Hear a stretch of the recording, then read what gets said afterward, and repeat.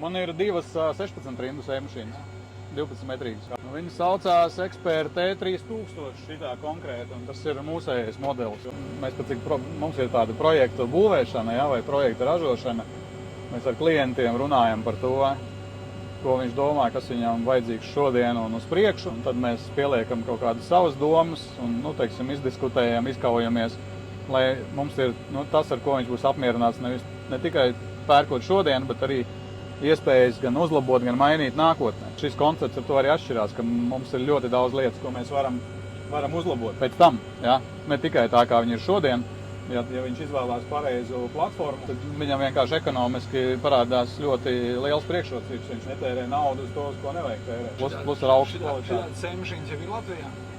Man ir divas 16 rindu sēmašīnas, 12 metrīgas. Viena pagājušajā gadā sākas strādāt. Jā, zilajā pačakā ir iekšā. Normāli tur ir tas starteris, tas Nature's amerikāņu produkts. Kas šitā vispār ir pa sēmašīnu? Viņi saucās Expert T3000 šitā konkrēti, un tas ir mūsējais modelis. Rāmi mēs gatavojām Latvijā, paši viņu domājām, bet viņi tīra demonstrācija mašīna, teiksim.